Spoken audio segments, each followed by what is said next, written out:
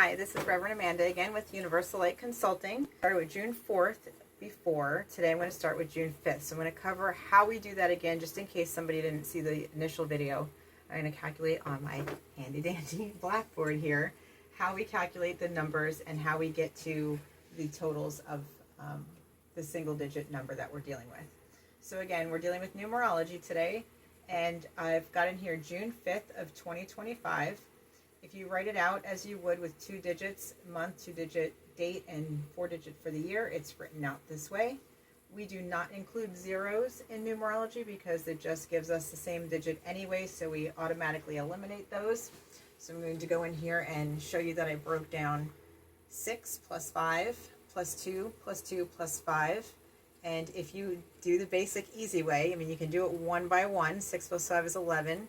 Plus 2 is 13, plus 2 is 15, plus 5 is 20, or you can, do the associative property here and do 5 and 5 is 10, and 6 plus 4 is 20, 10, another 10, so you get 20. However you want to calculate that in your brain, it's all associative property.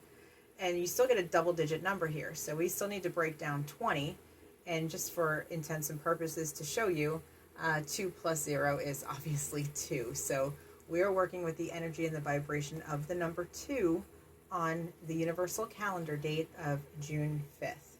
Again, as I touched upon in the beginning video, your individual personalized number will be reflected in here somehow. You may actually vibrate at the number 2 on June 5th of this year, or it may be adjusted, but we are going to get into that after we discuss what 1 through 9 mean, just so you have a reference point and you understand what these temporary vibrations are. I say temporary vibrations because you're not attached to them for a long term. You're attached to them for that day. You're attached to them for that month.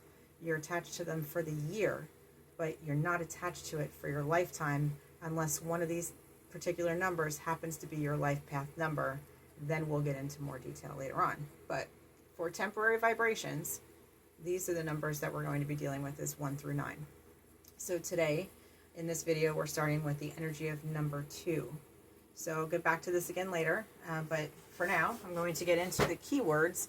Keywords, colors, gemstones, let's see, what else? Planet that it's associated with. We will get into that more when I get into astrology, but I wanted to give you like the basic highlights for each number so you kind of have an idea how all-encompassing these numbers can be and how it can really work with you in your life. So I've got my little cheat sheet here with my notes because I don't want to forget giving you any information. But I'll give you as much as I can possibly remember and as much as I've got done written here. So we just calculated June 5th, which is a 2 energy for the universe. And 2, if you think about the 1 went from a singularity, right? So it's almost like a point or a dot. But when you think about a 2, you now have 2 points. It gives you the ability to draw a straight line. So it gives you 2 points instead of 1.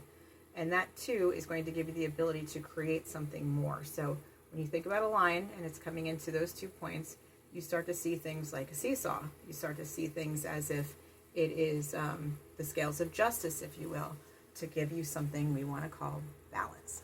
So 2 is very well known for having balance in your life or having balance in the universe that day.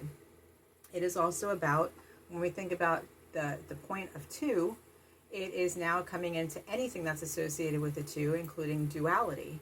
It has to do with masculine and feminine, and that energy of how do you balance out those energies within oneself, but how are they balanced out in the universe, in the natural universe, and how things progress. How is masculine and feminine energy working together? So it is not necessarily a masculine day. It's actually a feminine number. It's a feminine energy. And I say day, but I mean it's a feminine number. So whatever day that happens to fall in, the energy of that day, even if it might be a masculine day in astrology or in mythology, it's more so going to be a feminine energy that's associated with that day because the 2 is associated with femininity. And if you think about it as 1 being the masculine, the 1 is the provider, the 2 is the receiver. So, when you think about how we are all produced in this world, the 1 has to go into the 2. So the 1 is the masculine and the 2 is the feminine. It is also the energy of division. So if you think about pregnancy and growth of a human cell, the cell has to go through division, right? So it goes from being a one cell, it goes into two cells. So you got that whole division of things going on as well. It is, like I said before, it's a feminine energy. And when we were discussing yin and yang for the one, whereas one is the yang, two is the yin, because yin is associated with the feminine energy. It is also associated with truth. It's associated with the unconscious. It is associated with, like I said before, balance. But in balance comes peace. So number 2 is very closely associated with peace. And then it is also associated with beauty. It is also, for the planet, it is associated with the moon. So if we thought about what we learned about the number 1 being associated with the sun, and that's masculine, the number 2 is associated with the moon, which is feminine. And yes, the sun and the moon are considered planets in astrology, just for, lack of having to explain things really detailed. They act as planets because they sit in our chart. So we're going to get into that another day too. But just for those who might not have heard the first video, I want you to be aware that I know the moon is not actually a planet, but in astrology it's considered a planet. It's a planetary factor there. So the moon is associated, or the planet is associated with the moon for the number 2. So therefore, let's go with the basics. You got moon. The gemstones that are associated with that is the moonstone and pearl, because pearl is associated with the moon. And then I didn't want to forget any others, because we have the biggest one, which actually can be worn any day of the numbers 1 through 9, but clear quartz. But specifically for number 2, clear quartz is a highly powerful stone for that particular number day. So we've got moonstone, pearl, and clear quartz. All right, let's see. From there, we have what can happen on a day number 2. Well, there can be many changes happening that day, because if you think about the fact that we have duality and balance, if something is out of balance, we can have a shift and a change that can bring it into balance, or we can have something that was in balance and it completely swings out of balance. So there's that goes on, but not only just some new or changes that may swing from one end to the other. Again, changes in general are related to another number, but I'm trying to give you, like, as far as the energy of like a location, how things can shift for that particular day in the universe.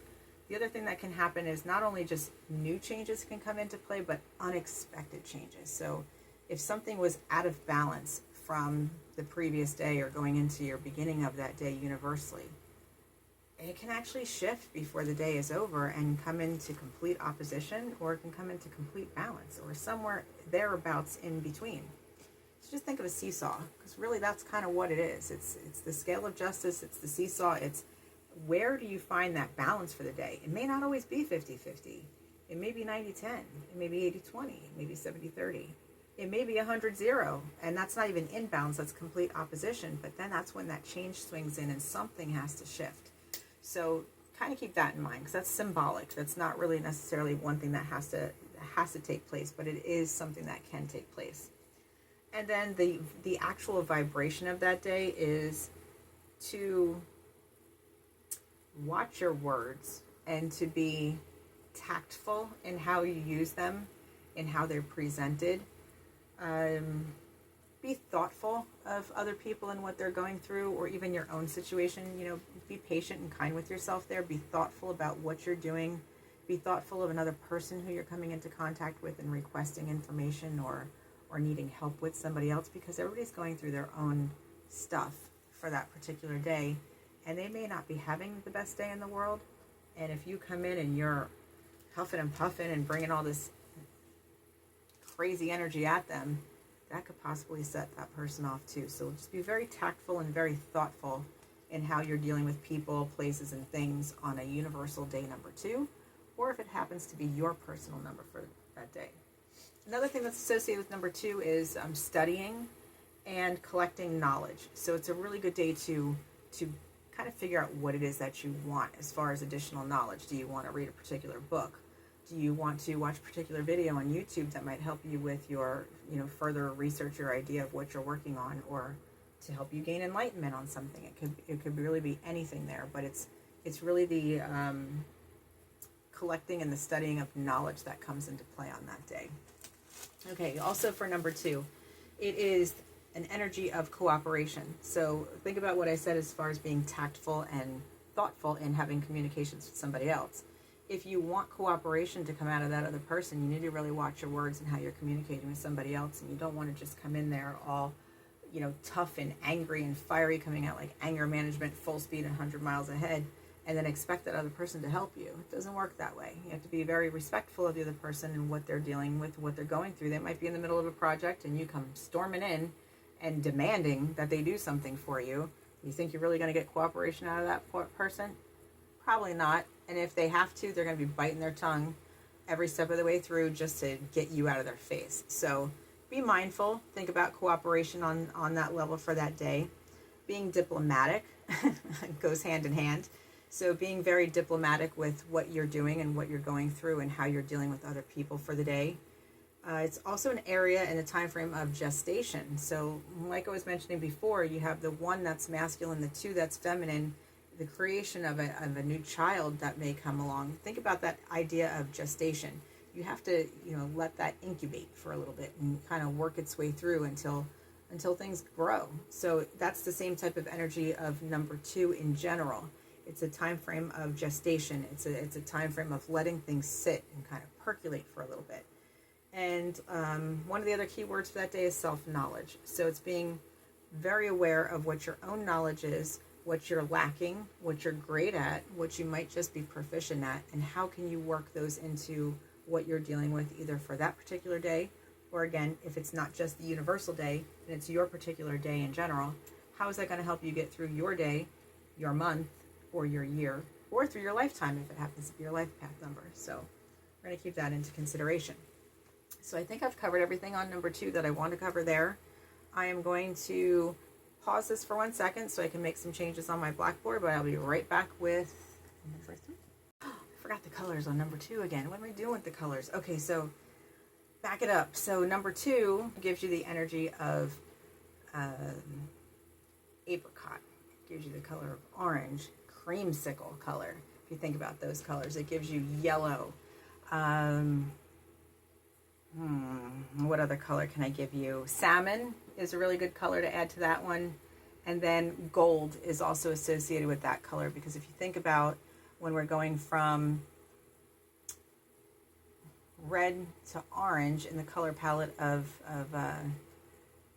just colors in general, when you have that energy of the red going to orange, it incorporates red and yellow. So if you think about the colors that are from red and yellow that kind of combine together, you get all these different shades of beautiful orange.